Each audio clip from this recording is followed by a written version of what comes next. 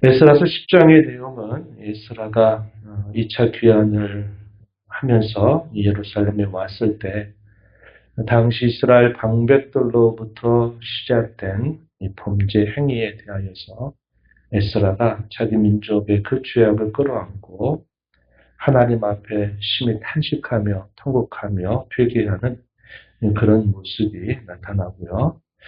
그 일의 결과로 또 이 에스라의 그런 회개 운동에 동참하는 사람들이 더 많이 늘어나게 되면서 나중에는 죄에 동참한 사람들조차도 돌이켜서 하나님 앞에 나오는 민족적인 회개 운동이 일어나게 됩니다. 이런 회개 운동을 통해 그들이 참 힘겨운 일이지만 결단하고 그들이 죄로부터 돌이키게 되는 일을 완수하게 되는 그런 모습이 기록이 됩니다. 그래서 우리가 살펴본 것처럼 첫 번째 귀환한 이스라엘의 백성들이 성전을 재건하는 일에 더 많은 힘을 기울여서 그 일을 완공했지만 그것으로 모든 게 끝난 것이 아니라 그들이 그 성전을 재건하고 끊어졌던 예배를 하나님 앞에 회복하면서 그들의 삶의 전반에 그들이 하나님이 예배하는 자로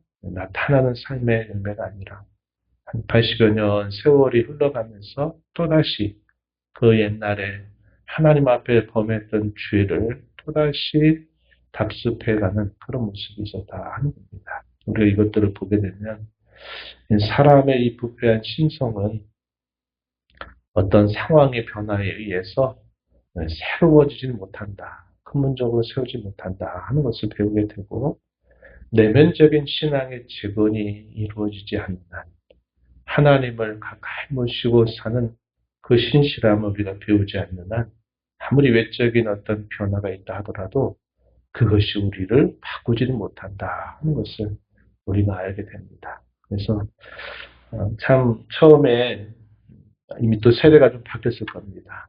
그들이 귀환한 지 약 150여 년 정도 시간이 흘러갔기 때문에 결코 짧지 않은 그런 시간이죠.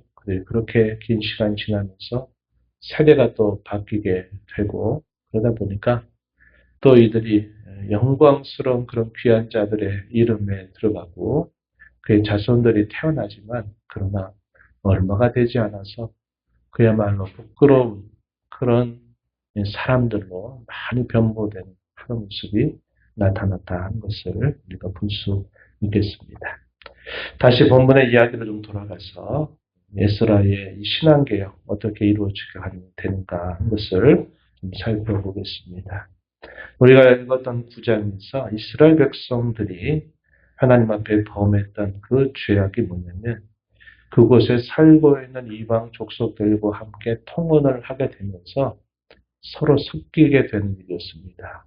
그 섞이게 되는 일은 단순히 혈통적인 순수성이 깨졌다 하는 것보다 더 위험한 것은 결국은 그 이방 사람들이 섬기는 그들의 종교와 문화와 그들의 삶을 결국 받아들이게 되고 타협했다라는 것을 보여주기 때문에 이것이 심각한 문제를 가져오고 역사적으로는 우리가 어제도 나누었지만 결국 북조 이스라엘 나라가 패망하게 된 근본적인 원인 또 남조 유다가 패망하게 된 근본적인 원인이 이런 우상 숭배와 종교적인 혼합이 결국 그들의 패망의 근본적인 원인이었다 할 때 이러한 문제를 결코 간단한 문제로 넘어갈 수가 없었던 것입니다. 그래서 에스라가 그러한 이야기를 몇몇 방백들로부터 그러한 이야기를 듣고 이러한 일들이 단순히 몇 사람만이 아니라 지도자들로부터 이 일들이 시작이 돼서 상당히 이 일들이 팽배해져 있는 그런 상태를 보게 되죠. 오늘 우리가 읽지 않았습니다만 에스라서 10장 18절부터 마지막 절에 이르는 이 명단은 참 부끄러운 그런 사람들의 명단이 되고 말았습니다. 이만큼 많은 사람들이 결국은 하나님이 그토록 싫어하시는 일에 가담했던 사람들의 목록이다 하는 겁니다. 그래서 우리가 에스라서 초도에 읽었던 영광스러운 그 귀한 자들의 목록과 또 이 에스라서 10장 마지막 부분에 기록되고 있는 부끄러운 자들의 이 목록, 이것이 대조를 이루고 있는 것입니다. 물론 이제 이들이 결국 이들 가운데 많은 사람들이 결국은 돌이켰던 그 일로 인해서 그러나 부끄러운 일을 행했지만은 그러나 그들이 자신들의 죄를 인정하고 또 고백하고 돌이키는 그런 일들이 있어서 그래도 또 이러한 범죄에도 불구하고 하나님이 긍휼히 여기심이 있게 됐다는 것을 우리가 알 수 있겠습니다. 에스라가 하나님 앞에 낯이 부끄러워서 하나님 앞에 어찌 설 줄 모르는 그런 깊은 탄식 가운데 있을 때 하나님의 말씀을 인하여 떠난 사람들이 에스라와 함께 동참하기 시작합니다. 그리고 이러한 소식이 알려지면서 많은 사람들이 에스라가 하는 일에 함께 동참하게 되고 심지어 죄를 범했던 다수의 사람들조차도 자신들이 범한 그 죄의 악상을 깨닫고서 하나님 앞으로 나와서 회개하는 이 민족적인 회개 운동이 시작되는 기점이 마련됩니다. 1절 말씀을 보십시오. 에스라가 하나님의 성전 앞에 엎드려 울며 기도하여 죄를 자복할 때 많은 백성이 크게 통곡하며 이스라엘 중에서 백성의 남녀 어린아이의 큰 무리가 그 앞에 모였다. 이렇게 기록합니다. 한 사람 혹은 몇몇 사람들이 깨어서 하나님 앞에 범죄 행위를 자복하고 회개하는 이 운동이 많은 사람들에게 이것이 감동이 되면서 많은 사람들이 함께 이 운동에 참여하기 시작했다는 것을 보여주죠. 그때에 소중한 한 사람이 일어나서 이렇게 에스라에게 말을 하는데 스가냐라고 하는 인물입니다. 이 사람이 에스라에게 뭐라고 말하느냐. 2절 중간에 보면 우리가 우리 하나님께 범죄하여 이 땅 이방 여자를 맞이하여 아내로 삼았으나 이스라엘에게 아직도 소망이 있나니. 아직 우리에게는 소망이 있다는 겁니다. 범죄한 사실에도 불구하고 우리에게는 아직 소망이 있다. 이렇게 말을 합니다. 그러면서 뭐라고 구체적인 제안을 하느냐. 3절, 4절 이어지는 말씀입니다. 우리가 이제라도 하나님의 말씀을 따라서 이방의 아내와 그들의 소생을 내보내기로 하나님과 언약을 세우고 율법대로 행하자고 이야기합니다. 그리고 이 일은 당신이 앞서서 주장할 일이고 일어나라고 촉구하면서 우리가 당신을 도와서 힘써 행하겠다. 이렇게 에스라에게 말을 하게 됩니다. 얼마나 그 상황에 적절한 말을 한 것인지 몰라요. 이 사람의 말을 듣고서 이제 에스라가 일어나서 하나님 앞에서 엄숙하게 맹세하게 됩니다. 그리고 이 맹세를 할 때 그 자신만이 아니라 온 이스라엘 자손들로 하여금 함께 이 맹세에 동참하게 하고요. 그리고 에스라는 식음을 전폐하면서 계속 하나님 앞에 긍휼을 구하며 금식을 하게 됩니다. 그리고 백성들을 향해서 예루살렘에 모일 것을 촉구합니다. 3일 내로 예루살렘에 다 모여라. 이렇게 말하고 그때가 달력으로는 9월 20일에 해당됩니다. 성전 앞에서 성전 앞 광장에 그들이 모이는데 그 범죄한 행위로 많은 사람들이 모여갖고 또 때마침 그때에 비가 많이 내렸다 그랬습니다. 그래서 9절에 보면 그 일과 큰 비로 인해서 떨었다 이렇게 말해요. 하나는 육체적으로 추우니까 떠는 것이고 또 하나는 그들의 마음에 우리가 하나님 앞에 범한 죄가 하나님의 진노를 격발시키는 이런 죄를 범했구나 하는 사실로 인해서 두려운 마음으로 떠난 그러한 모습이 나타나게 된 겁니다. 그러면서 그들이 통곡하고 회개하면서 어떤 일들이 있었느냐. 10절, 11절에 보면은 하나님 앞에서 죄를 자복하고 그의 뜻대로 행하여 그 지방 사람들과 이방 여인을 끊어버리라 하는 구체적인 이 회개의 형식을 촉구하는 내용들이 소개가 되고 있습니다. 그리고 그러한 회개 촉구에 대해 백성들이 뭐라고 대답했느냐. 당신의 말씀대로 우리가 마땅히 행할 것입니다. 이렇게 대답을 하는 겁니다. 그리고 또 이러한 일을 어떻게 할 것인가에 대해서도 지혜로운 그런 제안이 있게 됩니다. 그 제안은 이 일은 이렇게 한꺼번에 하루 이틀 사이에 될 일이 아니다. 이렇게 말하면서 우리가 이런 문제에 관하여 철저하게 지도자들을 중심으로 해서 이러한 이 사태에 대해서 철저하게 조사하게 하자는 겁니다.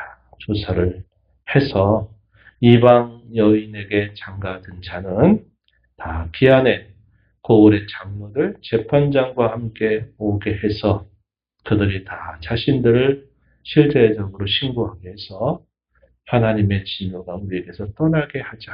이렇게 제안을 하게 된 겁니다. 그래서 그 말을 좋게 여겨서 이 일이 10월 1일 날부터 정월, 그 다음에 정월 1일까지 이 조사를 하게 돼요. 16절, 17절에서 기록된 대로 만 3개월 동안 조사를 한 겁니다. 그래서 자신들이 이러한 일에 동참한 자들이 와서 신고하게 하고 그들의 잘못으로부터 돌이키게 되는 기회를 제공한 것입니다. 이러한 이런 민족적인 이런 회개 운동이 일어나지만 또 이 일들에 대해서 반대하는 자들도 역시 일어나죠. 15절 말씀에 보니까 여기 보면은 요나단, 야스야 그리고 무슬람과 삽부대라고 하는 백성들에게 영향을 미치는 이런 사람들이 일어나서 우리 일을 안 하겠다. 왜 이런 일들을 하려고 하느냐 하면서 반대의 목소리를 높이는 일이 있게 됐다 하는 겁니다. 그러나 감사하게도 그러한 에스라의 이런 회개 운동으로 시작된 이 일들이 당시에 이런 죄에 가담했던 자들까지도 하나님이 그들의 마음을 강화시키셔서 그들조차도 다 자신들의 죄를 고백하고 돌이키겠다고 하는 이런 결단을 하게 되므로 이런 큰 회개 운동이 일어나고 하나님이 그 백성들을 또다시 긍휼히 여기셔서 새롭게 하시는 일이 일어났다 하는 것을 에스라 10장은 우리에게 잘 보여주고 있습니다. 그래서 여기 18절 이하에 쭉 소개되는 인물들은 구체적인 이름이 제시되는데 처음에는 참 부끄럽고 자신들의 이름을 더럽힌 사람들이죠. 그러나 이들이 자신들의 그 잘못을 인정하고 돌이키겠다고 하는 결단을 내리고 하나님 앞에 죄를 돌이킨 그런 사람들의 이 목록이 소개가 되는데 한번 보시면 18절에 보면 제사장님 무리 중에 또 있고 또 뒤로 쭉 가면 23절 레위 사람 중에서도 있었고요. 24절에 노래하는 자 중에도 있었습니다. 그리고 25절에 보면 이스라엘의 귀환한 여러 지파들 안에 있는 자손들 가운데서 또 이름들이 소개가 됩니다. 마지막 44절에 보면 이상은 모두 이방 여인을 아내로 맞이한 자라. 그 중에는 자녀를 낳은 여인도 있었다. 이렇게 말합니다. 죄라고 하는 게 처음에 그 죄에 빠지게 될 때는 대부분 단순하게 간단하게 시작이 되지만 죄라고 하는 것이 그대로 방치하게 되면 죄가 죄를 낳아서 더 많은 그런 일들을 가져오게 되는 겁니다. 야고보서에서도 말하죠. 욕심이 잉태하면 죄를 낳고 죄가 장성하면 사망을 낳는다. 그런 것처럼 이 죄라고 하는 것이 그대로 내버려 둘수록 그 죄는 더 많은 그런 죄과를 이루게 된다. 것을 보게 되죠. 이미 벌어진 이러한 결과에서 이들이 돌이키는 것은 처음보다 시간이 갈수록 몇 배 혹은 몇십 배나 더 힘든 대가를 치러야만 되는 일이 따라온다는 것을 우리가 배우게 됩니다. 보세요. 이미 이방 여인을 아내로 맞이해서 가정을 꾸려 살고 있어요. 그리고 그들 사이에 자녀를 낳습니다.